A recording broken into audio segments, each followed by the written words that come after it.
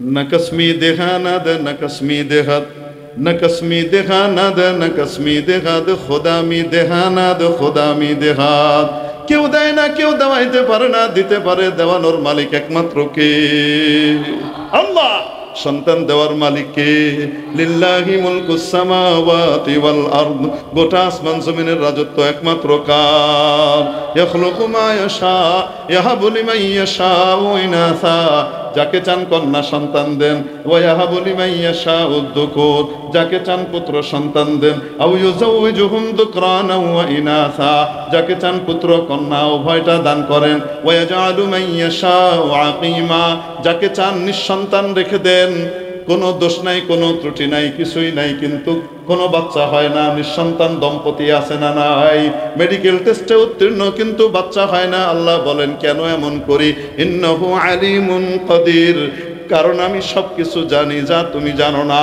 এবং আমার ক্ষমতা আছে আই হ্যাভ পাওয়ার একটা কারণ আমি জানি এই বাচ্চা তোমার জন্য ক্ষতির কারণ হবে তাই দেই না এই বাচ্চা পৃথিবীর জন্য ক্ষতির কারণ হবে তাই দেই না তোমাকে বাঁচাই দেই আর আরেকটা জানি ক্ষতি হবে না কিন্তু আমার কুদরত আর ক্ষমতা আছে আমি আমার ক্ষমতা দেখাবো মাঝে মাঝে পুরো পৃথিবীবাসীকে দেখো সন্তান দেওয়ার মালিক কে আরো আসতে বলেন কে আল্লাহ বলেন আমি সেই সন্তান কিভাবে খাজার কাছে অমুক তমুকের কাছে চাওয়া যায় আবার আমি বলি ইয়াকা নাবুদু আল্লাহ ইবাদত একমাত্র আপনার কাছেই আপনারই করি আবার ইয়াকা নাস্তাইন আপনার কাছেই সাহায্য চাই এই হলো কার্টেসি আপনার দলে ইয়া আল্লাহ এরপরে গিয়ে আসল দোয়া আসল চাওয়া একটু দৃষ্টি দিলে আমার এটা হয়ে যায় সেটা কি ইহদিনাস সিরাতাল মুস্তাকিম আমাকে সিরাতে মুস্তাকিমের হেদায়েত দেন সিরাতে মুস্তাকিম কোনটা এটার ব্যাখ্যা পরের আয়াতে দিয়েছেন কিভাবে দিয়েছেন আপনাদেরকে জিজ্ঞেস করব ভুল হলে ঠিক করে দিয়েন এভাবে দিয়েছেন সিরাতাল কুরআনি ওয়াল হাদিস এটা বলেছেন কি বলেছেন সিরাতাল্লাযীনা আন'আমতা আলাইহিম তাদের পথ যাদের উপরে আপনার করুণা বর্ষণ করেছেন আপনি দয়া করেছেন যাদের উপরে তাদের পথ গায়রিল মাগদুবি আলাইহিম ওয়ালাদ-দাল্লিন তাদের পথ নয় যাদের উপরে আপনার অভিশাপ পড়েছে বা বিভ্রান্ত হয়ে গেছে তাদের পথ নয় ইহুদি নাসারার পথ নয় আয় আল্লাহ আপনার মুনআম আলাই বান্দা যারা তাদের পথ আপনি আমাদেরকে দেখান তাদের পথ কোনটা তারা কারা ফাউলাইকা আল্লাযীনা আন'আমা আল্লাহু আলাইহিম মিনান নাবিয়্যিনা ওয়াস-সিদ্দীকিন ওয়াশ-শুহাদা'i ওয়াস-সালিহিন ওয়া হাসুনা উলাইকা রাফীকা ফাউলের পথ আমাদেরকে দেখান কাদের পথ এই নেককারদের ভিতরে সবচেয়ে উপরের তবকা যেটা তাদের নাম হলো সাহাবা ওলিয়া উলিয়ার ভিতরে সবচেয়ে উপরের তবকা যেটা তাদের নাম হলো সাহাবা আল্লাহওয়ালাদের ভিতরে সবচেয়ে উপরের তবকা যেটা উম্মতের ভিতরে তাদের নাম হলো সাহাবা তারা কারা সাহাবা এই সাহাবায়ে কেরামের পরিপূর্ণ অনুসরণ যারা করবে তাদের জন্য রব্বুল আলামিন জান্নাতের বাগান বাড়ি তৈরি করে রেখেছেন ঐতিহাসিক ফতেহাবাদ আঞ্জুমানে শানে সাহাবা রাদিয়াল্লাহু আনহুমের উদ্যোগে আয়োজিত আজকের ঐতিহাসিক 36তম শানে সাহাবা রাদিয়াল্লাহু আনহুম সম্মেলনের সর্বজন শ্রদ্ধেয় মান্যবর সভাপতি মহোদয় জাতির বিবেক ওয়াজিবুল ইহতারাম হাদারাত উলামায়ে কেরাম ভবিষ্যৎ ওয়ারাসাতুল আম্বিয়া আজিজ তালাবা ধর্মপ্রাণ ধর্মভীরু সর্বস্তরের তৌহিদি জনতা পর্দার আড়ালের পরম শ্রদ্ধেয়া মা ও বোনেরা প্রিয় উপস্থিতি দুনিয়াতে আল্লাহ তাবারাকা ওয়া তাআলা বিপরীত ধর্মী কিছু জিনিস তৈরি করেছেন যেমন আলো এবং আঁধার সাদা কালো এমনিভাবে ভিন্ন ভিন্ন টাইপের জিনিসপত্র আল্লাহ রাব্বুল আলামিন তৈরি করেছেন। বাংলায় আমরা বলি আকাশ আর পাতাল।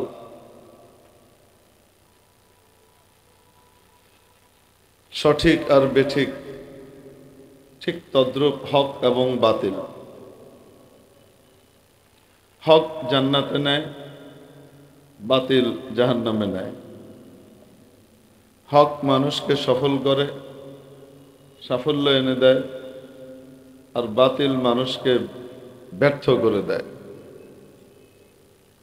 মুআজ্জাজ হাজরিন, দুনিয়াতে যত মতবাদ আছে প্রায় সবাই মনে করে যে তারাই হক। ইসলামের নামে যতগুলো মতবাদ রয়েছে এরা সবাই মোটামুটি দাবি করে যে তারাই হক। কিন্তু হক এবং নাহকের মানদণ্ড কি হবে,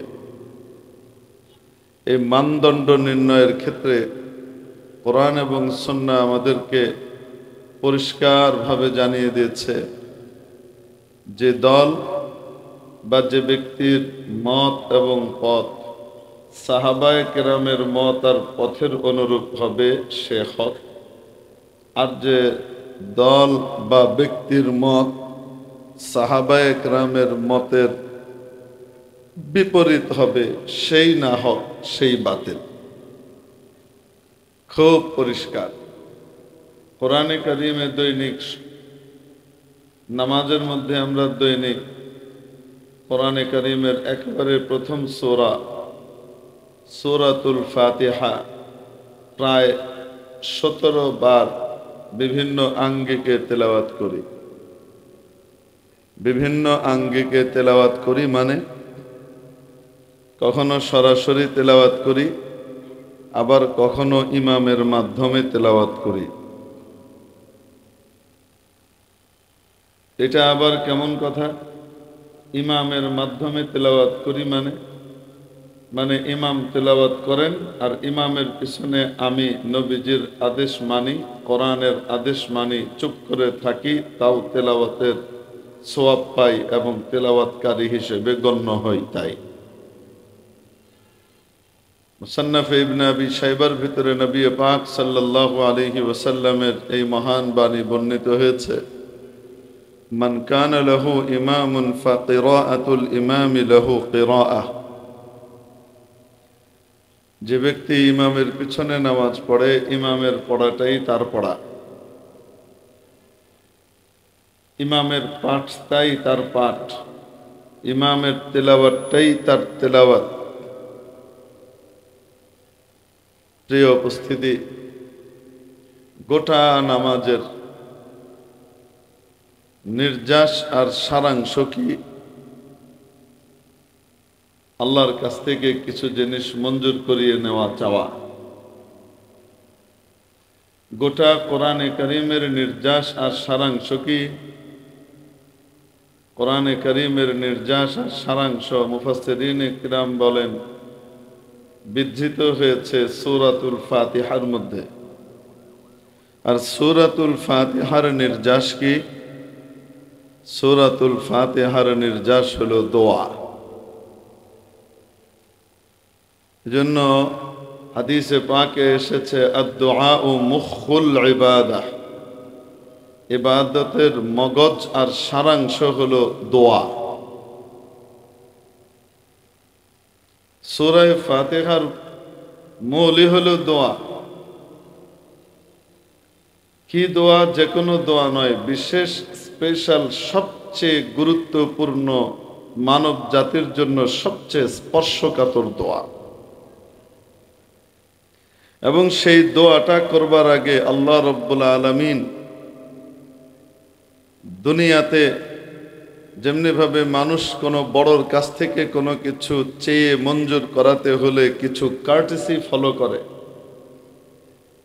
সেই চাওয়ার ক্ষেত্রে আহকামুল হাকিমিন রব্বুল আলামিনের কাছ থেকে মঞ্জুর করাবার জন্য এই দোয়াটা ঠিক তেমনিভাবে কিছু কার্টেসি ফলো করিয়েছেন, শিখিয়েছেন দোয়া কিভাবে করতে হয়।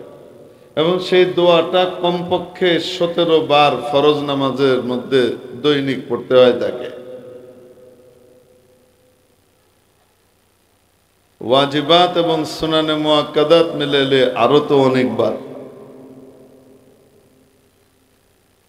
দোয়াটা করার জন্য আগে দেখেন, দুনিয়াতে যখন কোনো বড় কেউ কারো কাছে আসে, কোনো এলাকায় আসে, আপনাদের এলাকাতেই বড় কেউ যদি আসে, প্রধানমন্ত্রী আসলেন, ওনার কাছ থেকে বড় কিছু মঞ্জুর করাতে হবে। উনি এসে বসার পরপরই দাঁড়িয়ে কি ঘোষণা করা হয়, আমাদের এখানে রাস্তাটা খারাপ, আপনি আমাদের রাস্তাটা ভালো করে দিবেন। আমাদের এখানে গ্যাসের সংকট, মাননীয় প্রধানমন্ত্রী আপনি আমাদের গ্যাসের সংকট দূর করে দিবেন। আমাদের এখানে কালভার্টের প্রবলেম, ব্রিজ ভাঙা, এটা দয়া করে ঠিক করে দিবেন। এরকম করা হয় নাকি তার আগে কিছু কাজ আছে? তার আগে সিপাস নামার জন্য তো আমাদের চট্টগ্রাম বাংলাদেশের ভিতরে 1 নম্বর। সেটা উর্দু সিপাস নামা হোক আর আরবি সিপাস নামা হোক, গোটা বাংলাদেশের মধ্যে যত মাদ্রাসা আছে, এই সব মাদ্রাসা মিলে সারা বছরে যা সিপাস নামা রেডি করে, চট্টগ্রামের এক একটা মাদ্রাসা এক এক বছরে তার চেয়ে বেশি সিপাস নামা তৈরি করে। এবং এই সালাহিয়ত আর যোগ্যতা আল্লাহ পাক এই জমিনের বাসিন্দাদেরকে একদম মন খুলে আল্লাহ দান করছেন। লফজের তানব্বু, মজমুনের ইলতিফাত, জবরদস্ত তরিকায়, অদ্ভুত তরিকায়, মুবতাকার তরিকায় এটাকে উপস্থাপন করা, মাশাআল্লাহ তাআলা। এটার ব্যাপারে চট্টগ্রামের জুড়ি মেলা এটা ভাব খুব কঠিন। তো এখানে তারপরেও মনে করেন বাংলাতেও যারা লিখে, যে কোনো জায়গাতে কলেজে ভার্সিটিতে কোথাও কেউ আসলে তো একটা মানপত্র দেয় না? সেই মানপত্রের ভিতরে প্রথমেই প্রশংসা শুরু করা হয়, এটা এটা এটা মাহাত্ম নেই, মাহাত্ম নেই, এটা এটা এটা। মহানুভবের কাছে বেশ কিছুক্ষণ বলে টলে আমাদের দেশেও মনে করেন এরকমই হয়। রাজনৈতিক বড় ব্যক্তি এসছেন, তো প্রথমে তার জন্য কিছু প্রশংসা গাথা, সত্য মিথ্যা সবকিছু মিলায় টিলায়া, বেশিরভাগই মিশা হয়, অল্প কিছু হাসা হয়। এগুলো মিলায় টিলায় বলে আপনাদের ভাষায় কয় পামপট্টি। কারণ প্রশংসা এটা যদি হাকিকত হয় আর বাস্তব হয়, তো তাহলে না এটা প্রশংসা হয়। আর না হলে, মিথ্যা কথা হলে এটাকে কি বলে? ফাম বলে, তাই না? এরকমই তো মনে হয়। এই এলাকায় কি শব্দ বলে আমি জানি না, আমাদের ঢাকায় বলে পামপট্টি মারে। হ্যাঁ, ফামপট্টি বলে। আচ্ছা, ফামপট্টি বলে। তো রাজনৈতিক নেতারা আসলে যে প্রশংসা করা হয় সেটার পরিমাণ করলে, রেশিও করলে, হাসা যদি 10% হয় তো মিশা হবে 90%। অবাস্তব না বাস্তব? এইগুলা করবে। তারপরে সুবহানাল্লাহি ওয়া বিহামদিহি শুরু হবে করে টেরে। তারপরে বলবে যে এই এলাকার লোকজন তারা আপনাকেই ভোট দেয়, এই এলাকা থেকে কখনো অন্য মার্কা পাশ করে নাই, আপনার মার্কাই পাশ করছে। তার অর্থ হলো এই, আপনার রাষ্ট্রীয় যে বরাদ্দ আছে, সেই বরাদ্দ দিয়ে আপনার কাছে রাষ্ট্রে যে টাকা পয়সা আছে, সেটা দিয়ে সারা দেশের সব চাহিদা তো পুরা করা সম্ভব না। অবশ্যই আপনি প্রায়োরিটি দিবেন, কাউকে বেশি তাকাদ্দুম দিবেন, হককে তাকাদ্দুম, কাউকে অগ্রগামী রাখবেন, কারো হকটা আগে আদায় করবেন, তারপরে অন্যদেরটা আস্তে আস্তে আসবে। তো ওইটা যদি হয়, তো আমার এলাকা সবার আগে প্রাপ্য। কেন? আমরা আপনার দলের। অন্য জায়গা থেকে বিভিন্ন মার্কা বিভিন্ন সময়ও পাশ করে, কিন্তু আমাদের এখানে শুধু আপনার মার্কাই জিতে। অতএব সারা বাংলাদেশের ভিতরে বন্টনের ক্ষেত্রে সবার আগে কারা পাইতে পারে, এটা বলে কি বলে না? এরপরে বলে, ওইটা বলে না যে পাইতে পারে, শুধু বলে যে আমরা আপনার দলের, অতএব আপনার বিশেষ দৃষ্টি আমরা চাই। আমাদের এখানে লাস্টে আসে এই ব্রিজ, কালভার্ট, আমাদের দেশে রাস্তা, বিদ্যুৎ, তারপরে গ্যাস ইত্যাদির প্রবলেম আছে। আপনি শুধু চোখের কোনা দিয়ে একটু তাকাইলেই আনা কে খাকেরা বানাজার কি মিয়া কোনান হয়ে যাবে। आया बवद के गोशाए चश्मे बमा कोनन ওয়াকিয়া মনে পড়ে গেল। আল্লাহওয়ালাদের নজর দিয়ে কি হয়? রাসূল পাক সাল্লাল্লাহু তাআলা আলাইহি ওয়াসাল্লাম হাদিসে পাকের ভিতরে ইরশাদ করেছেন, আল আইনু হাক্কুন, নজর যে লাগে আমরা বলি চোখ লাগা, এটা হক, এটা বাস্তব। চোখ লাগাটা আমাদের দেশে নেগেটিভ অর্থেই ব্যবহার করা হয়। ভালোভাবে তাকাইলে কয় না চোখ লাগছে, খারাপ কিছু হইলে বলে কি লাগছে, চোখ লাগছে।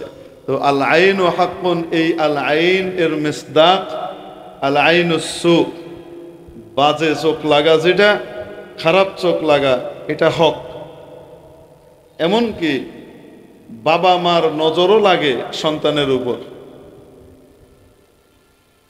দেখবেন এলাকার ভিতরে কিছু বুড়িমা বা কিছু ব্যক্তি থাকেন, এনারা রাস্তা দিয়ে যাচ্ছেন, খুব সুন্দর লাউ ঝুলতেছে, ফট করে বলল লাউটা ভালো হয়েছে গো, তারপরের দিনই লাউয়ের গোড়ায় পছন্দ ধরছে।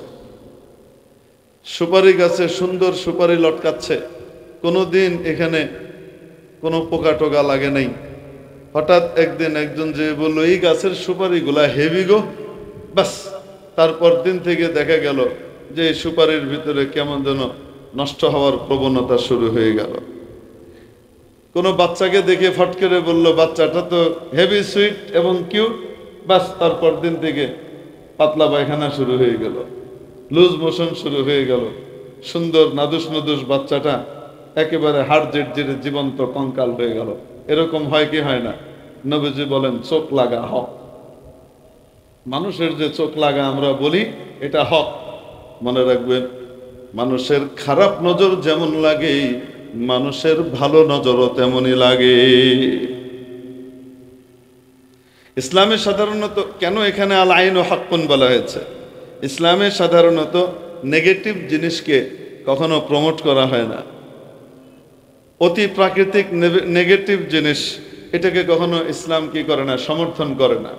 যেমন আত্তাফাউলু মিনাল্লাহ ওয়াত্তাশাউমু মিনাশ শাইতান, এই যে অলক্ষণে কুলক্ষণে বলে যে একটা কথা আছে, এটা ইসলাম স্বীকার করে না।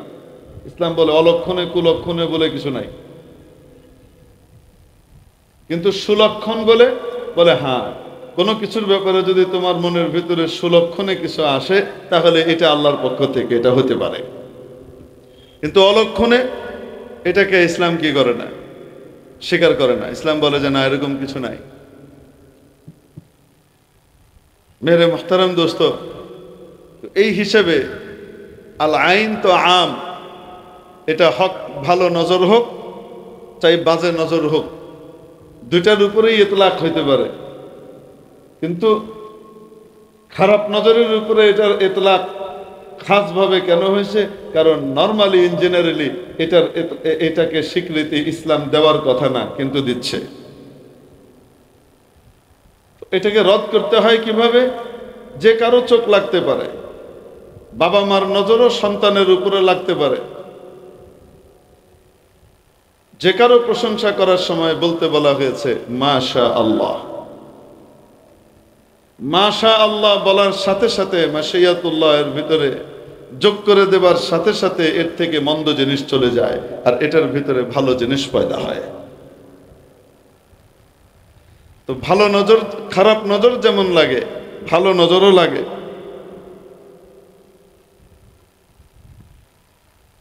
মেরে মুহতারাম দোস্ত, একজন বড় বুজুর্গ ছিলেন, আল্লাহওয়ালা ছিলেন, হযরত নাজমুদ্দিন কুবরা রহমতুল্লাহ আলাইহি। একদিন মুরাকাবা করে বের হয়েছেন সকালবেলায়, ফজরের পরে জিকির আজকার করে মুরাকাবা করে বের হয়েছেন। তো যখন বের হয়েছেন, বের হওয়ার পরে খাস হালতে প্রথম নজরটা পড়েছে একটা কুকুরের উপর। কুকুরের উপরে নজরটা পড়ার পরে অদ্ভুত এক অবস্থা তৈরি হলো। এই কুকুর যেখানেই যেত, ওই এলাকার সমস্ত কুকুর তার সামনে এভাবে হাত জোড় করে চুপ করে বসে থাকত। আপনারা জানেন কুকুরের একটা খাচ্চত আছে, আরবিতে বলে খাসিয়া, বাংলায় কয় খাচ্চত। তো কুকুরের একটা খাচ্চত আছে, স্বভাব আছে। ভালো স্বভাব না, বদ স্বভাব।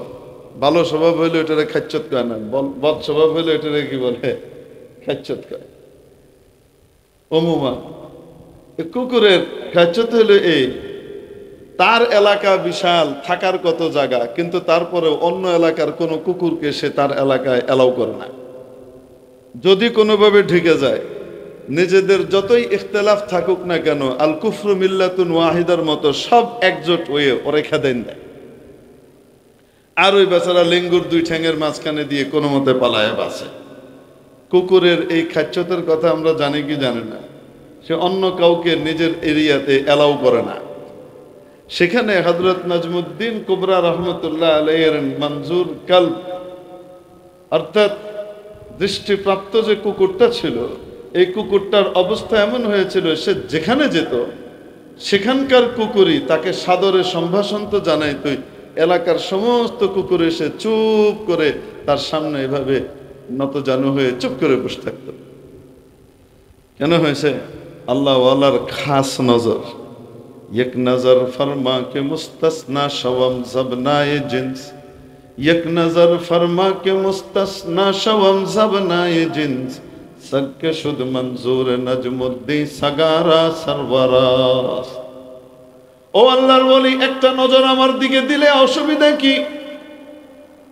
একটা নেক নজর আমার দিকে দিয়ে দেন, কারণ একটা নেক নজর যদি যথাসময়ে লেগে যায়, তাহলে আমি আমার সমগোত্রীয়দের চাইতে ভিন্ন হয়ে যাব, যেমন নাজমুদ্দিন কুবরা রহমতুল্লাহ আলাইহির দৃষ্টিপ্রাপ্ত কুকুরটা হয়েছিল। আল্লাহ ওয়ালাদের নজর অদ্ভুত বিষয়, যার উপরে লেগে যায় আসফালুস সারফিলিন থেকে আলা ইল্লিনে চলে যায়। একদম বাজে ফালতু জিনিস থেকে মকবুল আম ও খাস হয়ে যায়। এটা কিসের মাধ্যমে হয়? একটা তরিকা হলো খেটে খুঁটে খেটে খুঁটে খেটে খুঁটে যাওয়া, আরেকটা হলো ডাইরেক্ট তরিকা, লাফ মাইরা লিফটে করে চলে যাওয়া। সিঁড়ি ভাঙা কম, লিফটে করে ফু করে গেছে গা। সিঁড়ি ভেঙে ভেঙে ভেঙে ভেঙে ভেঙে ভেঙে 10 তলায় উঠা যায়। আর আরেকটা হলো লিফটে করে খুব দ্রুত নিচ থেকে উপরে চলে যাওয়া যায়। অল্প সময়ে সহজভাবে দ্রুত চলে যাওয়া যায় যে তরিকা, সেই তরিকার নাম হলো আল্লাহ ওয়ালাদের নজর নিয়ে যাওয়ার তরিকা। এবং এটা বাস্তব, আল্লাহ ওয়ালাদের খাস ওয়াক্ত এবং সময় থাকে, ওই সময়ের নজর লেগে গেলে এই ব্যক্তি আল্লাহর কাছে মকবুল হয়ে যায়, কবুল হয়ে যায়। এগুলার কোনো অস্তিত্ব আছে নাকি? এগুলা তো সব তাসাউফ ওয়ালারা বানিয়ে টানিয়ে করেছে, সুফিগিরি। আসলে যারা এই সমস্ত কথাবার্তা বলে না, এটা তো কোরআনই বোঝে না, হাদিস কি বুঝবো? নাম নিয়ে রাখে হাদিসের, কিছু মনে করেন না, লেভেল খুব চমৎকার, কিন্তু না কোরআন বুঝে না হাদিস বুঝে। আর না বুঝার জন্য যারা সত্যিকারের কোরআন সুন্নাহ বুঝেন, এনাদের সোহবত নিতে রাজি হয়, ইন্টারনেট থেকে এলএম শিক্ষা করে বেবে,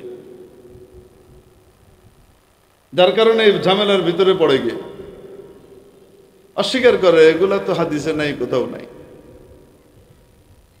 রাসূল পাক সাল্লাল্লাহু আলাইহি ওয়াসাল্লামের ব্যাপারে ঘটনা বর্ণনা করেন আম্মা জান আয়েশা রাদিয়াল্লাহু তাআলা আনহা। একবার নবীজি সাল্লাল্লাহু আলাইহি ওয়াসাল্লাম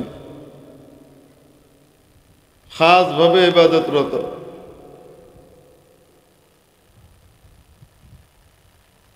কিছুক্ষণ পরে আমার দিকে নজর পড়লো, জিজ্ঞেস করলেন মান কে?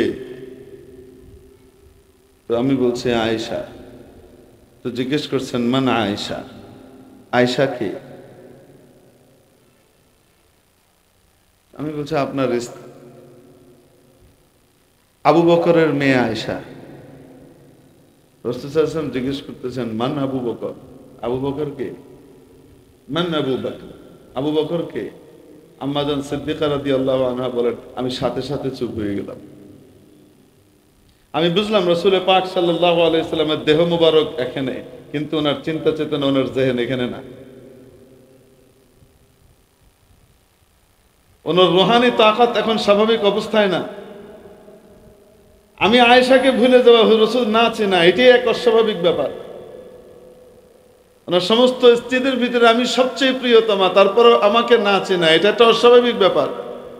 তারপরেও যখন উনি বললাম যে আবু বকরের কন্যা, যে আবু বকর ওনার শয়নে স্বপনে সব সময়ের সুখে দুঃখের সর্বাবস্থার সাথী এবং প্রথম ভরসার জায়গা মাখলুকাতের ভেতরে আবু বকর, সেই আবু বকরকে নবীজি চিনতে পারছেন না, এটা তো সম্ভবই না। তার মানে রাসূল সাল্লাল্লাহু আলাইহি ওয়াসাল্লাম স্বাভাবিক অবস্থায় নাই, আমি চুপ হয়ে গেলাম। রাসূল সাল্লাল্লাহু আলাইহি ওয়াসাল্লাম এমন খাস অবস্থায় আছেন, ওনার মাওলার সাথে ওনার মহব্বত আর তাআল্লুকের এমন এক হালতের ভিতর দিয়ে যাচ্ছেন, এখানে আল্লাহ এবং উনি ছাড়া সমস্ত আল্লাহ এবং মাসাবা থেকে সবকিছু থেকে উনি কি হয়ে গেছেন, উপরে চলে গেছেন। আল্লাহ ছাড়া আর কোনো কিছু ওনার সামনে এখন নাই। এই যে ফানা ফিল্লা বলা হয়, এটারে কয়, এটার উজুদ খোদ হাদিসের ভিতরে আছে। বেকুবের দল ওই নদীর ভিতরে সাঁতারই কাটে না, ওই সাগরের ভিতরে পাই দেয় না, ওই সাগরের পারেই যায় না, তো তাহলে বুঝবে কিভাবে যে ফানা ফিল্লার জিনিসটা? আল্লাহ ওয়ালাদের কারামতে অস্বীকার করে। হালত এমন এক অবস্থা। মেরে মোহতারাম দোস্ত আজিজ বুজুর্গ, বলছিলাম আসলে মজমুন একটা রেডি করছিলাম, কথাটা বলবো, কিন্তু এদের উৎপাত এত বাড়ছে বাংলাদেশে। এই দুশ্মনে সাহাবাদের উৎপাতটা এই পরিমাণ বাড়ছে, বড় বড় সুন্দর লেবেল লাগায়া পুরা উম্মতকে অন্ধকারের দিকে গুমরাহির দিকে নিয়ে যাইতেছে, আলোর লেবেল লাগায়া। আর সাধারণ মানুষও আছে মাশাআল্লাহ, পঙ্গপালের মতো শুধু দাবি নির্ভর জিনিসের উপরে ঝাঁপ দেয়, হাকিকত আছে কি নাই দেখতেও যায় না।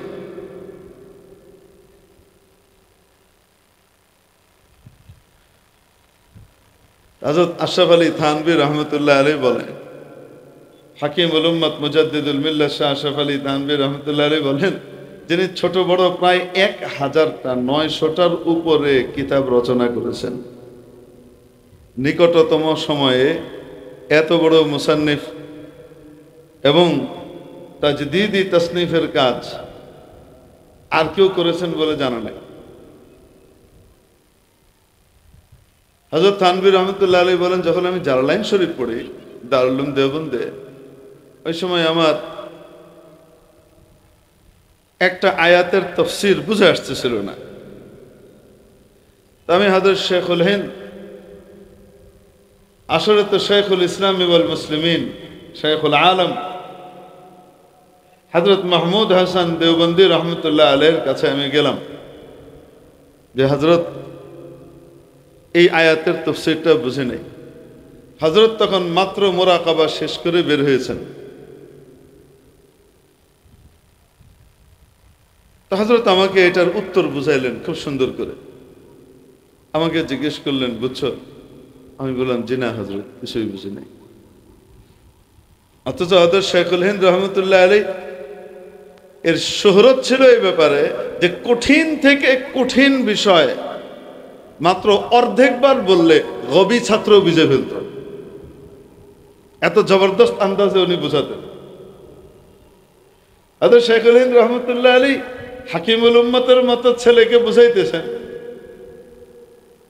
কিন্তু উনি বলতেছেন, হযরত আমি কিছুই বুঝি নাই। উনি বললেন, বুঝো নাই? আশ্চর্য কারবার, আচ্ছা আবার বুঝাই, শোনো। উনি আবার বললেন, বুঝছো হযরত, কিছুই বুঝি নাই, তবে কিছু কিছু মনে হইতেছে বুঝছি, কিন্তু কি বুঝছি সেটাও বুঝতে পারতেছি না। উনি বললেন, ঠিক আছে, তুমি একটু পরে আসো, যাও। হযরত হাকিমুল উম্মত মুজাদ্দিদুল মিল্লাত শাহ আশরাফ আলী থানভী রহমতুল্লাহ আলাইহি বলেন যে আমি হযরতের পিছনই থাকলাম, অন্যদিকে দূরে। তো হযরত স্বাভাবিক হলেন, যখন নাস্তা টাস্তা করে বসলেন, হযরত কোনো কিতাব টিতাব দেখেন নাই, নাস্তা টাস্তা করে বসলেন। তো আমি আবার গেলাম, তখন এবার হযরত বলা শুরু করলেন, আর আমি ছট করে বুঝে ফেললাম। হাকিমুল উম্মত বলেন, হাকিকতে ঘটনা হলো এই, হযরত যখন মুরাকাবা শেষ করে বের হয়ে আসছেন, ওনার রুহানি রিফাত এবং রুহানি মুস্তাওয়া এত উঁচু পর্যায়ে ছিল যে উনি ওই লেভেল থেকে বলতেছেন, ওই লেভেল থেকে তো আমার মাথায় চলতেছে না, ওইটা তো কয়েক মাইল উপর দিয়ে চলে যেতেছে। এরপরও দ্বিতীয়বার যখন আবার বললেন তখন কিছুটা নিচে নামছেন, তো আমার কিছু কিছু মনে হইতেছে বুঝছি, আবার পুরা বুঝি নাই যে এটাও বুঝতেছি। নাস্তায় নাস্তায় করে যখন স্বাভাবিক হয়েছেন, তো এখন হযরত স্বাভাবিক অবস্থায় চলে আসছেন। এখন জিজ্ঞেস করার সাথে সাথে আমার লেভেলে বলছেন, ছট করে বুঝে ফেলছি। যখন চারো মাযহাবের মোতালা করা হয় না, তো মোতালা করলে তখন মনে হয় যে ইমামে আজম আবু হানিফা রহমতুল্লাহ আলাইহির কিছু কিছু রায় এবং কথা এত সূক্ষ্ম এবং এত উপর দিয়ে যায় যে মাথার কয়েক মাইল উপর দিয়ে বেরিয়ে গেছে, তো ধরবে কেমনে? তো কয় বুঝি নাই, এটা মনে হয় বেকার।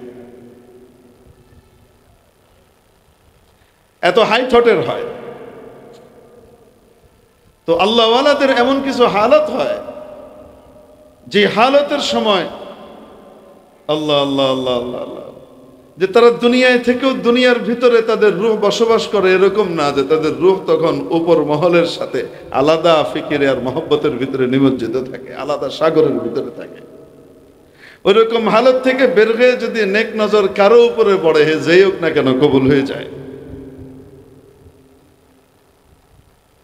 কিন্তু আল্লাহওয়ালাদের নজর দ্বারা উপকৃত হবার জন্য বড় একটা জিনিস হলো আল্লাহওয়ালা হইতে হয়। আল্লাহওয়ালা মুকাম্মাল দরজায় হইতে হইলে শরীয়তের পাবন্দি জরুরি হয়। মারিফতের উচ্চতার সাথে যদি শরীয়তের উচ্চতা আর পাবন্দি দুটা যদি পাশাপাশি মিলাইতে না পারে, তো তাহলে পরিপূর্ণভাবে মাকামাত তয় করা সম্ভব হয় না। দরকাফে জামে শরিয়াত বরকাফে সন্দানে ইশক, দরকাফে জামে শরিয়াত বরকাফে সন্দানে ইশক, হর হওসনা কে নদানদ জামে সন্দা বাখতন। আপনারা দেখেছেন যে সার্কাস দেখায়, দেখেছেন সার্কাস দেখায় না? সার্কাসের ভিতরে দেখবেন মাঝে মাঝে দড়া করবা বাজি করে ভেবে দেখাইতে থাকে, তিনটা পেয়ালা বা তিনটা জিনিস সেইভাবে ছিঁড়ে মারতেছে একটার পর একটা উপরেই থাকে। তো ওইটা পড়তে পড়তে আবার আরেক হাত খালি করে ফেলে, সে পটাপট ধরতেছে। এরকম করে কি করে না? কিন্তু একবারও নিচে পড়তেছে না, পটাপট পটাপট মারতেই আছে। তিন চারটা জিনিস একটা বা দুইটা উপরে ভাসতেছে, এর ভিতরে তার হাত বদল হইতেছে এত দ্রুত, আবার খপ করে ধরতেছে, এই হাত থেকে এই হাতে আনতেছে। করতে দেখেছেন এটা? তো এটার জন্য ভালো এবং পাকা খেলোয়াড় হওয়া লাগে। তো উদাহরণ দিচ্ছেন, এক পাশে এক হাতের ভিতরে হলো শরীয়তের পানপাত্র, সুন্দর একটা চমৎকার পেয়ালা, চিনির পাত্র, আমাদের যে আমরা কাঁচের বলি, তো কাঁচের প্লেট। আর আরেক হাতের ভিতরে লোহার একটা বলের মতো জিনিস। এই দুইটাকে সে ছুঁড়ে মেরে একটার পর একটা ধরতেছে। ভালো খেলোয়াড় যদি না হয়, তো তাহলে এটা ওইটার সাথে টক্কর লেগে শরীয়তের যে পেয়ালা আছে ওইটা ভেঙে যাবে। উদাহরণ দিচ্ছে যে পান পাত্রটা, চিনির পাত্রটা শরীয়তের পাত্র, আর লোহার যে পাত্র এটা হলো মারেফতের পাত্র।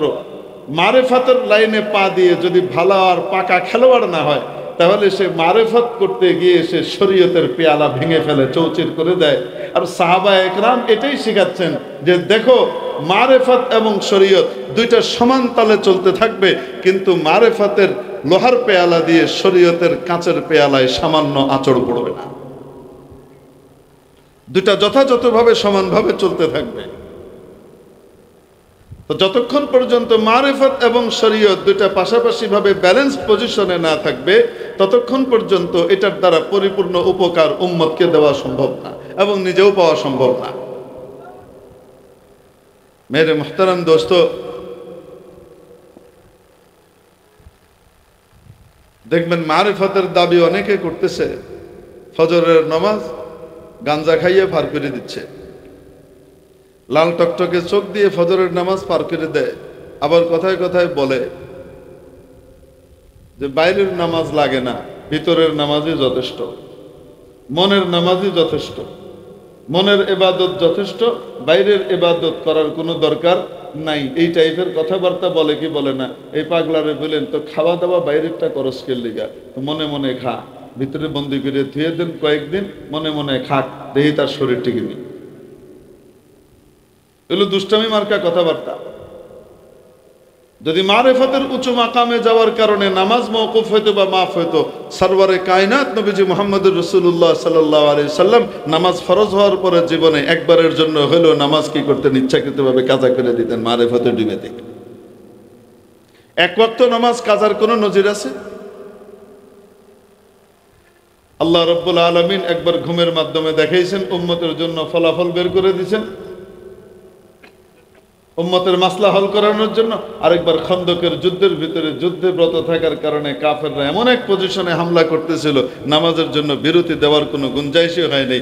নবীজি সাল্লাল্লাহু আলাইহি ওয়াসাল্লাম ওই নামাজটাকেও পরিপূর্ণভাবে জামাতের সাথে বাকায়দা টানা ওই নামাজগুলা কাজা করছেন ইকামত সহকারে জামাতের সাথে। তারপরেও ছাড়েন নাই। এই জন্য বলতেছিলাম আল্লাহওয়ালাদের নেক নজর তখন কাজে লাগবে, আল্লাহওয়ালাদের নেক নজর আল্লাহওয়ালা হিসেবে স্বীকৃত তখন হবে পরিপূর্ণভাবে, এবং তার নজরে কাজ হবে যেই ব্যক্তি শরীয়ত এবং মারেফত দুইটার জামে হয়, একসাথে মিলিত করতে পারেন। হযরত নিজামুদ্দিন আউলিয়া রহমতুল্লাহ আলাইহি ছিলেন বড় আল্লাহওয়ালা বুজুর্গ, এবং উনি আল্লাহর মারেফত এবং ইশকের ভিতরে সামা করতেন। সামা মানে এই যে বর্তমানের সামা যেগুলো বলে এগুলি না, ওই সামায়ের ভিতরে কোনো মহিলা থাকতো না, অন্য কোনো বাদ্যযন্ত্র হারমোনিয়াম ইত্যাদি থাকতো না, কোনো বেরেশ ছেলে করতো না, বারেশ গায়রে মাফতুন মানুষ করত, এবং সেটার ভিতরে পার্থক্য ছিল শুধু এক তারা বাজাইতো। এক তারা আছে না, একটা তার, এটা টুং টুং করে বাজাইতো আর গাইতো। শরীয়তের দৃষ্টিতে এটা বিদআত। ওই জমানার বিখ্যাত বড় আলেম ছিলেন এবং বড় মুফতি ছিলেন শেখ জিয়াউদ্দিন সাহেব রহমতুল্লাহ আলাইহি।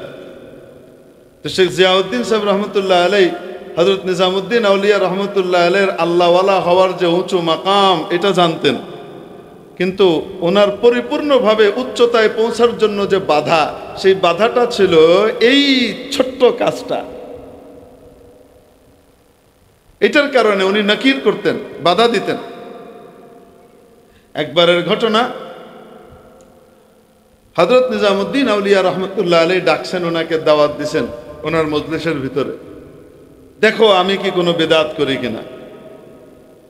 উনি আসছেন, জিয়াউদ্দিন সাহেব রহমতুল্লাহ আলাইহিকে দাওয়াত দিছেন, এসে মজলিসে বসা, আর ওইদিকে ওই যে মারেফতের গজল গাইতেছে একজন, হযরত চুপচাপ বসা, হঠাৎ উঠে দাঁড়িয়ে গেছেন। হযরত শেখ জিয়াউদ্দিন রহমতুল্লাহ আলাইহি উঠে দাঁড়িয়ে গেছেন। কিছুক্ষণ পরে দুইজনই বসে পড়ছেন। একটু পরে হযরত নিজামুদ্দিন আউলিয়া রহমতুল্লাহ আলাইহি আবার দাঁড়িয়ে গেছেন, হযরত শেখ জিয়াউদ্দিন আবার দাঁড়িয়ে গেছেন, দুইজনেরই চোখ বন্ধ। আবার দুজন বসে পড়ছেন। কিছুক্ষণ পরে আবার হযরত নিজামুদ্দিন আউলিয়া রহমতুল্লাহ আলাইহি দাঁড়িয়ে গেছেন, শেখ জিয়াউদ্দিনও দাঁড়িয়েছেন। এবার অনেকক্ষণ দুইজন দাঁড়িয়ে আছেন, কোনো বসাবসি নাই।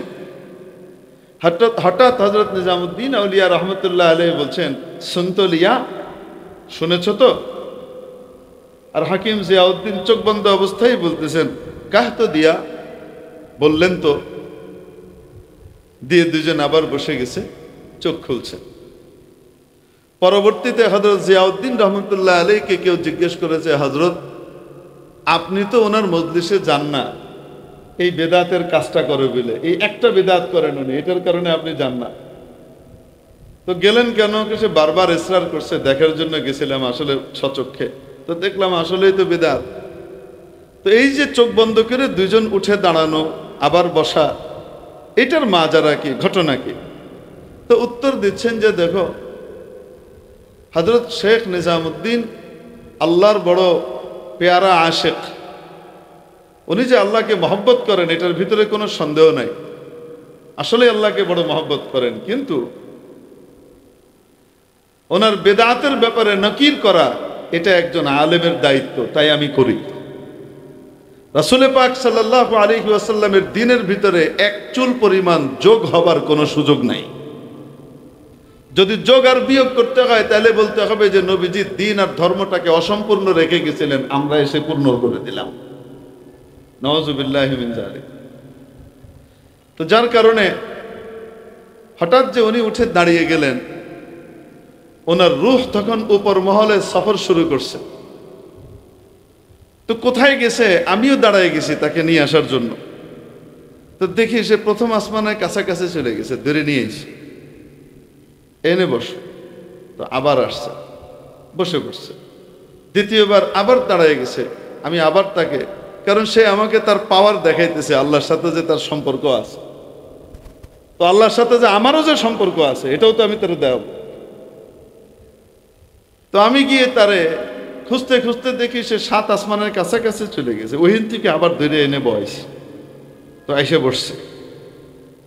তৃতীয়বার সে কই গেছে তারে আর খুঁজেই পেলাম না। হঠাৎ দেখি রাসূল পাক সাল্লাল্লাহু আলাইহি ওয়াসাল্লামের সামনে আমার হে ধরে নিয়ে বহাইছে। নবীজি সাল্লাল্লাহু আলাইহি সাল্লামকে দেখতে পাচ্ছি, আর নবীজি সাল্লাল্লাহু আলাইহি সাল্লাম আমাকে বলতেছেন, এ আমার পাগল, কিছু পাগলামি করে, তুমি এর কিছু কেউ না, ছাড় দাও। ও আসলে কন্ট্রোল করতে পারে না। আসলে তো উচিত ছিল কন্ট্রোল করতে পারা।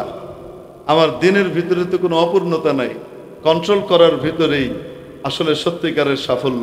ও বেচারা পারে না, এর কিছু কেউ না। তো এটা বলার পরে উনি আমাকে বললেন, শুনছো তো, শুনছো কি বলছেন? তুমি যে নবীর শরীয়তের কথা বলো আর আমারে বেদাতি কও, শুনছো তো কি বলছেন? তো আমি বলছি যে হ্যাঁ বললেন তো। হযরত তারপরেও যে আপনি বলেন, দেখেন এই যে যেগুলা মাকামাতের কথা যেগুলা বলতেছি, এগুলা উম্মতের জন্য দলিল নয়। দলিল তো ওইটাই যে কোরআন সুন্নাহ নবীজি রেখে গেছেন, আর সাহাবীরা ওইটার উপরে আমল করেছেন। ওইটার উপরেই চলতে হবে, ওইটার উপরেই ফতোয়া দিতে হবে, ওইটার উপরেই মাসালা বলতে হবে। অন্তর্নিহিত জগতে কি হচ্ছে সেটা ধর্তব্য নয়। তাই আমি বলেই যাব।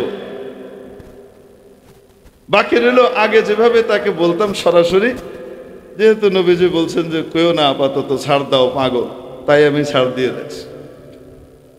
হযরত শেখ জিয়াউদ্দিন রহমতুল্লাহ আলাইহি মৃত্যুসজ্জায় শায়িত, মারদুল ওয়াফাতে আছেন।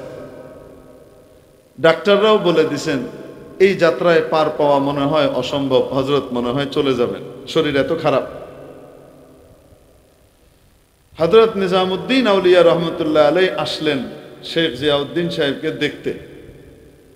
খবর দেওয়া হলো যে হযরত নিজামুদ্দিন আউলিয়া আসছেন, আপনার সাথে দেখা করবেন, আপনার ইয়াদত করবেন।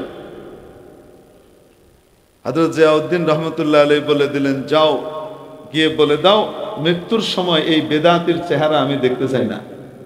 আমারও মনে হয় আমি চলে যাব, আর এই সময় আমি কোনো বেদাতির চেহারা দেখতে চাই না, গিয়ে বলে দাও। হযরত শেখ জিয়াউদ্দিন রহমতুল্লাহ আলাইহির কথা এটা গিয়ে নিজামুদ্দিন আউলিয়া রহমতুল্লাহ আলাইহিকে বলা হলো। নিজামুদ্দিন আউলিয়া রহমতুল্লাহ আলাইহি খবর পাঠাইলেন কাসেদকে দিয়ে, যাও বলো নিজামুদ্দিন আসছে, তওবা করে আসছে, আর কখনো সামা করবে না। যাই বলো যে তওবা করে আসছে। গিয়ে যখন বলছে, বলার সাথে সাথে হযরত শেখ জিয়াউদ্দিন রহমতুল্লাহ আলাইহি নিজের মাথার যে পাগড়িটা আছে ওটাকে নামাইয়ে দিয়ে বললেন, যাও দরজা থেকে এই পাগড়িটা বিছাইয়া দাও, আর বলো যেন ওই পাগড়ির উপর দিয়ে উনি পা রেখে হেঁটে আসেন। আনা কে খাকরা বনজর কি মিয়া কুনন, আয়া বওয়াদ কে গোশায়ে চশমে বমা কুনন। আরে সে সমস্ত মহামনীষীরা, রত্নরা, যাদের চোখের এক দৃষ্টিতে সাধারণ মাটি পরশ পাথরে পরিণত হবে, কি বা ক্ষতি হবে? এই সমস্ত আল্লাহওয়ালারা যদি চোখের কোনা দিয়েও আমার দিকে একটা নজর দেন। তাদের শেখ নিজামুদ্দিন আউলিয়া রহমতুল্লাহ আলাইহির নজর নেবার জন্য ওই শেখ জিয়াউদ্দিন রহমতুল্লাহ আলাইহি এখন তামান্না করতেছেন, যিনি ওনার বিরুদ্ধে বলতেছিলেন, কেন নবীজির শরীয়তের খেলাফ করতেছিলেন। তাই ওলামায়ে কেরাম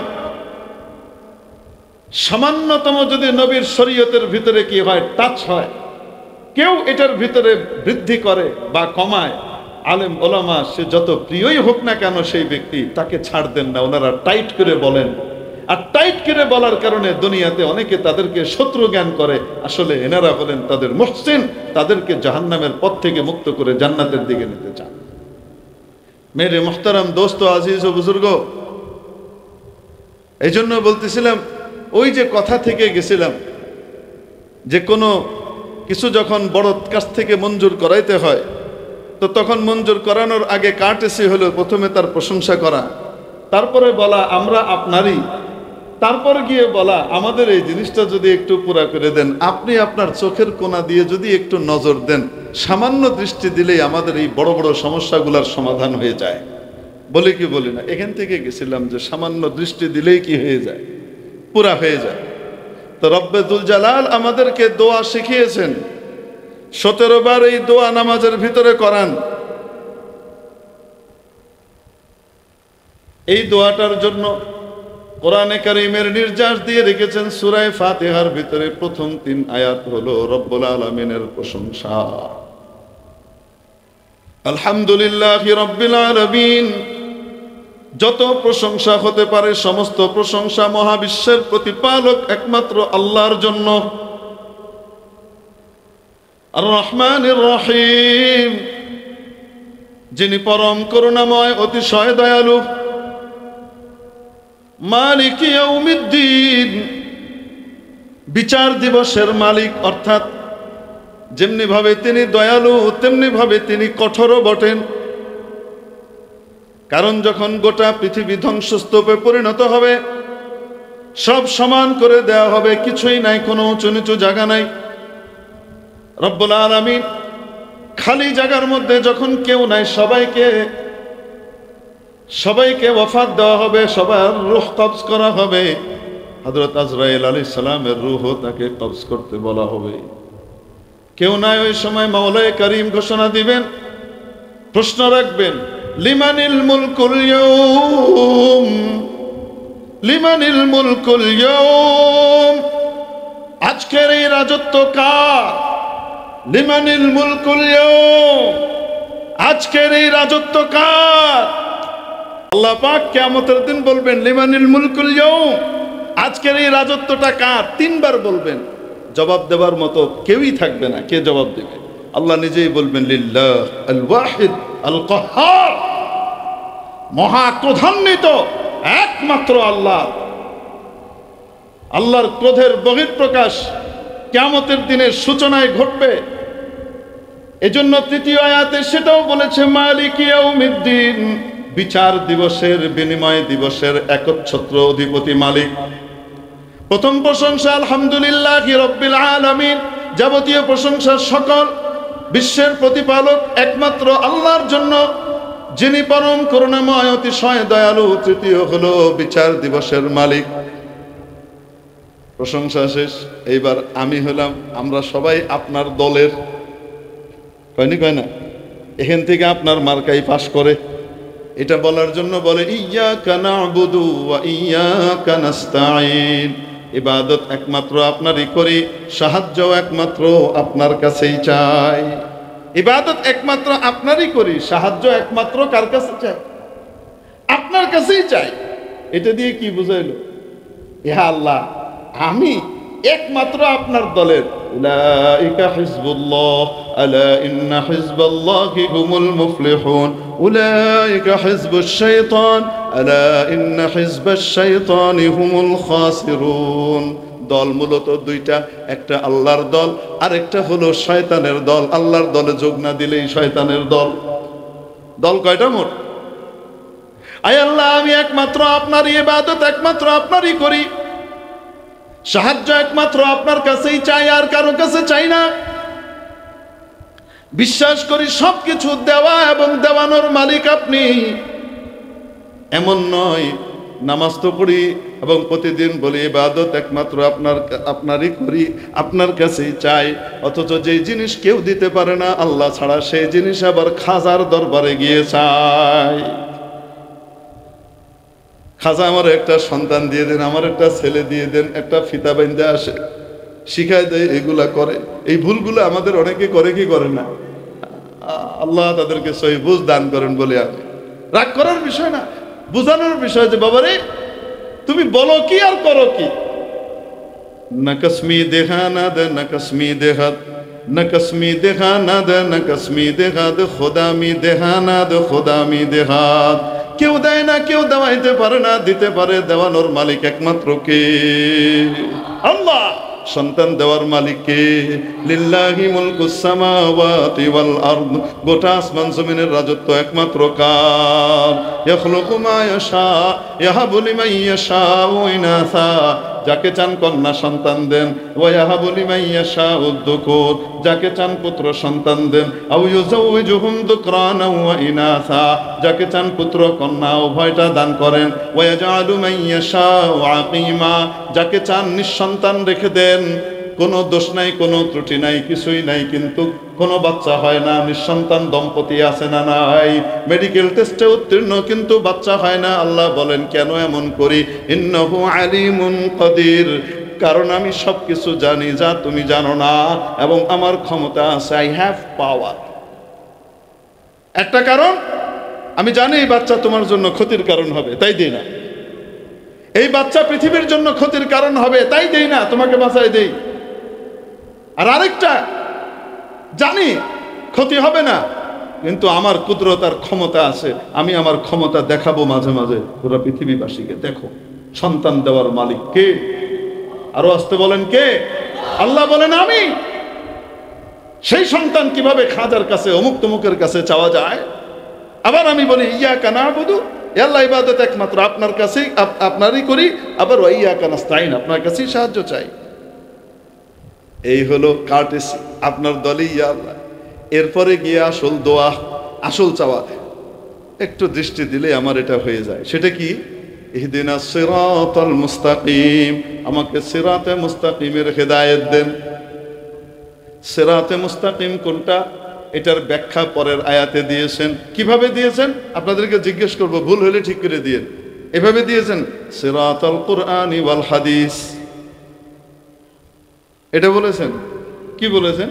সিরাতাল্লাযীনা আন'আমতা আলাইহিম, তাদের পথ যাদের উপরে আপনার করুণা বর্ষণ করেছেন, আপনি দয়া করেছেন যাদের উপরে, তাদের পথ। গায়রিল মাগদুবি আলাইহিম ওয়ালাদ-দাল্লিন, তাদের পথ নয় যাদের উপরে আপনার অভিশাপ পড়েছে বা বিভ্রান্ত হয়ে গেছে, তাদের পথ নয়, ইহুদি নাসারার পথ নয়। আয় আল্লাহ, আপনার মুনআম আলাই বান্দা যারা, তাদের পথ আপনি আমাদেরকে দেখান। তাদের পথ কোনটা? তারা কারা? ফাউলাইকা আল্লাযীনা আন'আমা আল্লাহু আলাইহিম মিনান নাবিয়্যিনা ওয়াস-সিদ্দীকিনা ওয়াশ-শুহাদা'i ওয়াস-সালিহিন ওয়া হাসুনা উলাইকা রাফীকা। ফাউলাইকার পথ আমাদেরকে দেখান। কাদের পথ? এই নেককারদের ভিতরে সবচেয়ে উপরের তবকা যেটা, তাদের নাম হলো সাহাবা। ওলিয়া উলিয়ার ভিতরে সবচেয়ে উপরের তবকা যেটা, তাদের নাম হলো সাহাবা। আল্লাহওয়ালাদের ভিতরে সবচেয়ে উপরের তবকা যেটা, উম্মতের ভিতরে, তাদের নাম হলো সাহাবা। তারা কারা? সাহাবা। এই সাহাবায়ে কেরামের পরিপূর্ণ অনুসরণ যারা করবে, তাদের জন্য রব্বুল আলামিন জান্নাতের বাগান বাড়ি তৈরি করে রেখেছেন। এখন আসেন একটা কথা বল, আপনাদেরকে কনফিউজড করে দেয় মাঝে মাঝে। কি বলে? চার মাযহাব তো চার দল, আর নবীজি বলছেন আমার উম্মত 73 ফেরকায় ভাগ হবে, এক দল জান্নাতি, 72 দল কি হবে? জাহান্নামী। বলে কি বলে না? এক দলের না জান্নাতি, তো চার মাযহাবের কোন দলটা জান্নাতে যাবে? এরকম একটা খোঁচা আপনার মনের ভিতরে দেয় কি দেয় না? তার মানে হলো বোঝায় দেয় এই চার মাযহাব হইল 72-এর ভিতরে, আর এক নম্বর যেটা হিয়ান আমরা যারা সুন্দর ব্যানার লাগাই, আলে অদস ব্যানার লাগাইছে খুব সুন্দর, কানা ছেলের নাম পদ্মলোচন।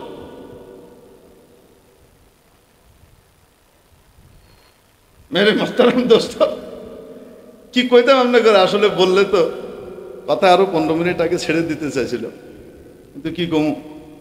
সাহাবায়ে কেরাম ইনাদেরকে আল্লাহ তাবারাকা ওয়া তাআলা হকের মাপকাঠি বানাইছেন। এদের মতো হইলে যারা হবে তারাও নাজাত পেয়ে যাবে। আচ্ছা, এনাদের কথা অনুযায়ী হাদিসের ব্যাখ্যা তারা কি করে? একদল জান্নাতি মানে তারা, আর 72 দলের ভিতরে 4 মাযহাব বলে কি বলে না? হাদিস তো বলে কয় দল যাবে জান্নাতে, আর 72 দল। হাদিস বলে এটা, আর কোরআন বলে কয়টা? দেখেন তো দেখি, 11 নম্বর পারার 2য় পৃষ্ঠার প্রথম আয়াত। কোরআন বলে 3 দল জান্নাতে যাবে। কয় দল? আসতে বলেন, কয় দল? 3 দল। ওয়াসাবিকুনাল আউয়ালুনা মিনাল মুহাজিরিন।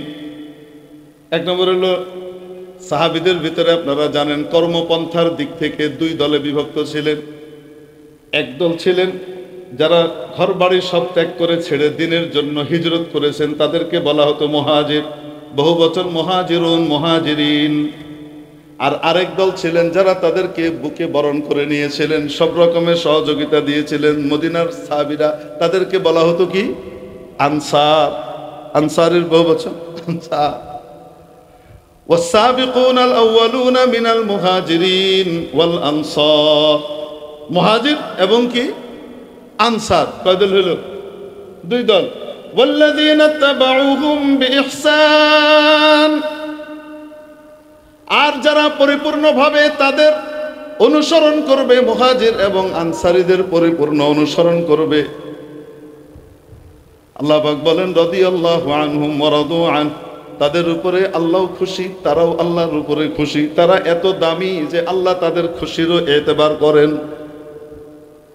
আল্লাহ তাদের উপরে খুশি, তারাও আল্লাহর উপরে খুশি। ওয়া আ'আদ্দা লাহুম জান্নাত। এবং তাদের জন্য তৈরি করে রেখেছেন। কয় দলের কথা বলছেন? আসতে বলেন, কয় দল? এই 3 দলের ব্যাপারে বলতেছেন। ওয়া আ'আদ্দা লাহুম জান্নাত।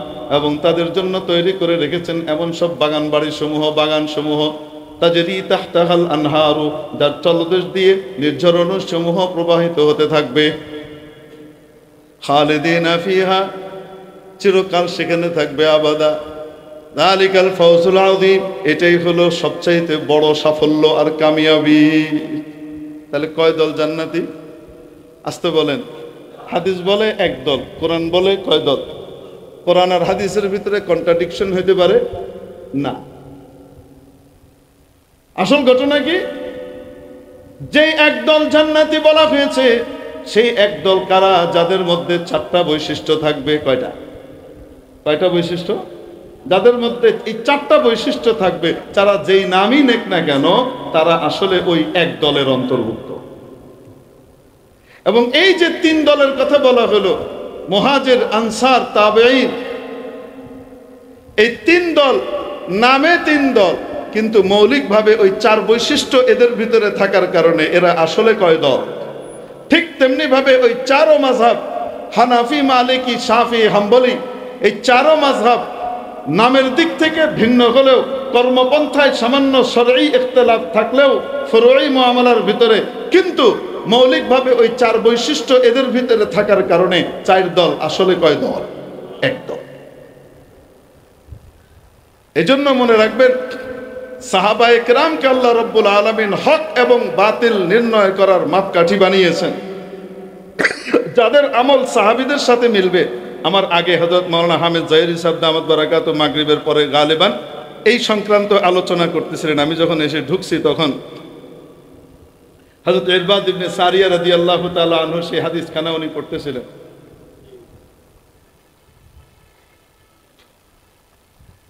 হক দল যারা, তাদের বৈশিষ্ট্য কয়টা? আসতে বলি, কয়টা? কয়টা? 4। কি বলেছেন?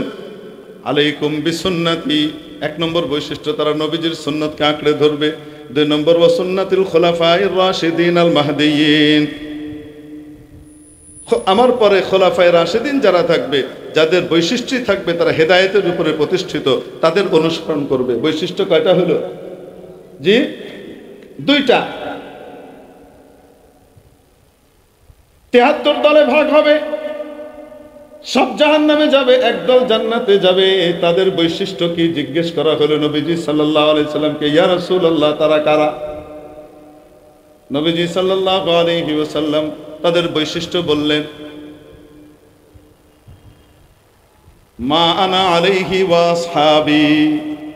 যারা আমি এবং আমার সাহাবীরা যেই মত পথের উপরে আছে তাদের অনুসরণ করবে। তাহলে কয়টা হলো? 3 নম্বর বৈশিষ্ট্য, যারা নবীজির সাহাবীর কি করে? সাহাবাদের অনুসরণ করে, সাহাবাদের মত পথের উপরে থাকে। 4 নম্বর, অন্য রিওয়ায়াতের ভিতরে আবার নবীজি সাল্লাল্লাহু আলাইহি ওয়াসাল্লাম আবু দাউদ শরীফের বর্ণনা, এটার বর্ণনা যেটা আসছে, হিয়াল জামাআ, যারা মুসলমানদের মূল জামাতকে ধরে রাখে। এই সাহাবা ইকরামের বৈশিষ্ট্যের উপরে যারা প্রতিষ্ঠিত থাকে, এই 3 বৈশিষ্ট্যের উপরে যারা প্রতিষ্ঠিত থাকে তাদেরকে কি করে রাখে? ধরে রাখে। এই 4 বৈশিষ্ট্য যাদের ভিতরে থাকবে তারাই আহলুস সুন্নাহ ওয়াল জামাআহ।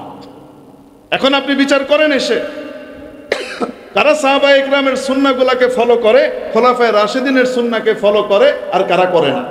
যে করবে না, সোজা কথায় বুঝে নেবেন বাতিল। যেমন মনে করেন জুমার ভিতরে আজান হয় কয়টা? আস্তে বলেন কয়টা? আরো আস্তে বলেন কয়টা? 2টা আজান হয়। প্রত্যেক নামাজে আজান হয় কয়বার? একবার। একামত হয় একবার। জুমার ভিতরে আজান হয় কয়বার? 2বার। মূল আজান কোনটা জানেন? নবীজির যুগে, হযরত আবু বকরের যুগে, হযরত ওমর রাদিয়াল্লাহু তাআলা আনহুর যুগে আজান হয়তো ওই যে খুতবার আগ দিয়ে ইমাম সাহেবের সামনে দাঁড়িয়ে যে আজান দেন মুয়াজ্জিন সাহেব, ওইটা হতো। অন্য আজান আর এই আজানের ভিতরে একটু পার্থক্য আছে।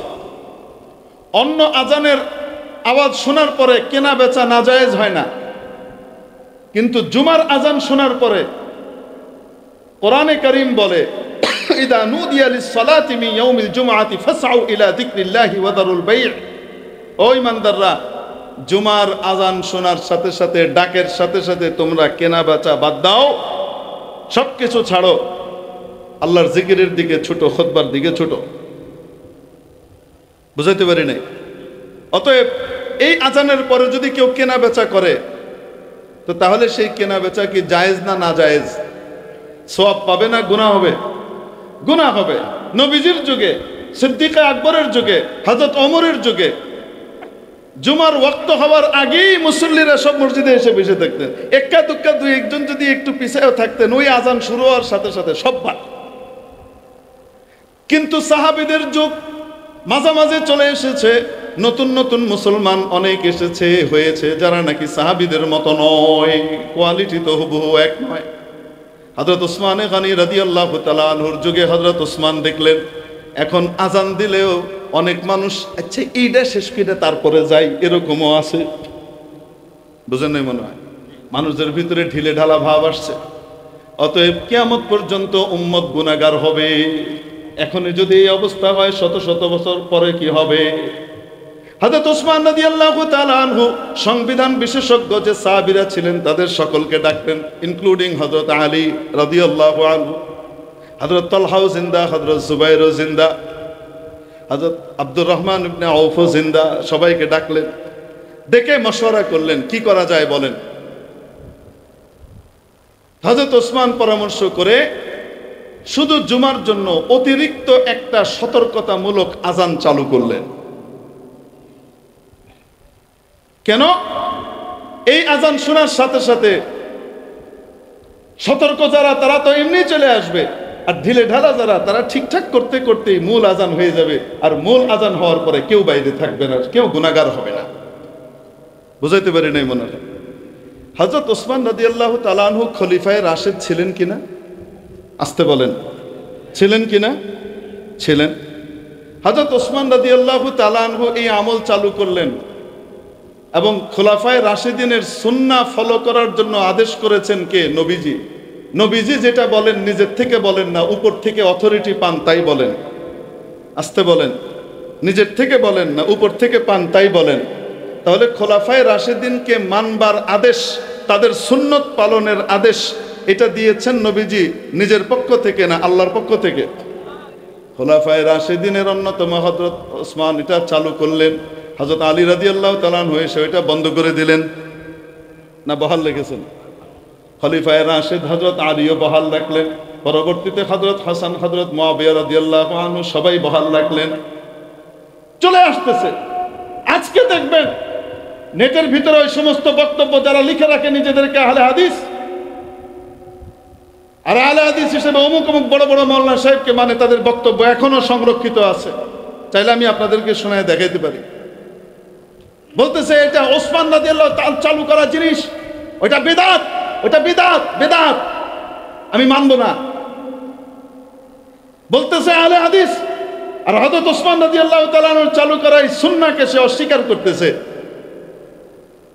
তাহলে এবার আপনাকে হিসাব করে নিতে হবে যে সুন্নতে ওমরই তারাবির 20 রাকাতকে যারা অস্বীকার করতে চায় ওমরের সুন্নত বলে, আর ওসমান রাদিয়াল্লাহু তাআলার আজানকে যারা গোতা মারতে চায় এটা হযরত ওসমানের সুন্নত এই কথা বলে এবং এটাকে বেদাত বলতে চায়, এরা আর যাই হোক না কেন কখনোই মুক্তিপ্রাপ্ত দলের অন্তর্ভুক্ত হবে না। এজন্য সাবধান থাকা দরকার। তাদেরকেও বলবো আপনারাও সচেতন হন, আপনাদের মুরব্বীদেরকে বলেন এই সময় উল্টাপাল্টা কথা বন্ধ করতে। এক তো তাল এহেনে শুরু করছে, আরেক তাল রাজনৈতিকভাবে শুরু হয়েছে। এমপি পদপ্রার্থী একবার হযরত খাদিজারে লয়ে টানাটানি করে, একবার হযরত ওমর রাদিয়াল্লাহু তাআলা আনহুর টানাটানি করে। আরে আছে না নাই? হ্যাঁ, এগুলা কি শুরু হয়েছে? এই সমস্ত উল্টাপাল্টা বক্তব্য দেওয়ার পরে দলের প্রধানের উচিত ছিল, দলের ফোরামের উচিত ছিল তাকে সাসপেন্ড করা, সতর্ক করা, করে নাই। তার মানে হলো দলীয় মত, এটা দল এটাকে অ্যাকসেপ্ট করে। যেই দল সাহাবায়ে কেরামের ব্যাপারে অবমাননামূলক কথাবার্তাকে অ্যাকসেপ্ট করে আর বরদাস্ত করে, টলারেট করে, এই দল দিয়ে আর যাই হোক না কেন ইসলাম কায়েম হবে না, অন্য কিছু হইতে পারে। আল্লাহ পাক আমাদেরকে বুঝবার তৌফিক দান করেন। এটাই হলো শানে সাহাবার দাওয়াত, যে আমাদেরকে সতর্ক হতে হবে। ভোট দেওয়ার সময় কেউ ইসলামের নাম লইয়া এলেই আমার টুপিতে ইসলাম, আমি জামাতে ইসলাম, আমি ভাই জামাতে ইসলাম, এরকম নাম লাগাই দিলেই সে কি হবে না, ইসলাম হয়ে যাবে না। ইসলাম হওয়ার জন্য সাহাবায়ে কেরাম যে আদর্শ রেখে গেছেন, নবী সাল্লাল্লাহু আলাইহি সাল্লাম সাহাবায়ে কেরামকে যা শিখিয়ে গেছেন, নবীজির দৃষ্টি দিয়ে যারা ধন্য হয়েছেন, নবীজিকে ঈমানের সাথে দৃষ্টি দিয়ে দেখে যারা ধন্য হয়েছেন, সেই সমস্ত সাহাবায়ে কেরামের মত পথ অনুসরণ করা ছাড়া কখনোই হেদায়েতের উপরে থাকা, ইসলাম কায়েম করা সম্ভব হবে না। আল্লাহ পাক, আমি কাদের ব্যাপারে বলতেছি সবাই বুঝতেছে, আমি ওই দলের সমর্থকদেরকেও বলবো আপনারাও আপনাদের দলের লোকদেরকে বলেন এটাকে চেঞ্জ করেন। অবশ্য চেঞ্জ করে নাই, দেখেন আমাদের আকাবিরিন শত বছর থেকে বলে আইতেছে, অর্ধ শতাব্দী কাল বেশ থেকে বলে আসতেছে, বদলে নাই, এখন বদলায় যাবে তা না। অতএব আপনারা আপনাদের মতামত নতুন করে বিচার বিশ্লেষণ করে ঠিক করেন কিয়ামতের দিন এই লেঙ্গুর ধরে যাবেন নাকি আবু বকর, ওমর, ওসমান, আলীর লেঙ্গুর ধরে পার হবেন রাদিয়াল্লাহু আনহুম আজমাইন। সাহাবায়ে কেরামকে ধরতে হবে, এটা চিন্তা করে তারপরে আগাত, নাহলে লাহোরি ইসলাম দিয়ে পার পাওয়া যাবে না, মদিনার ইসলাম লাগবে। আল্লাহ পাক আমাদেরকে সাহাবায়ে কেরামের নাহাজের উপরে চলবার তৌফিক দান করেন। ওয়া আখিরু দাওয়ানা আলহামদুলিল্লাহি রাব্বিল আলামিন।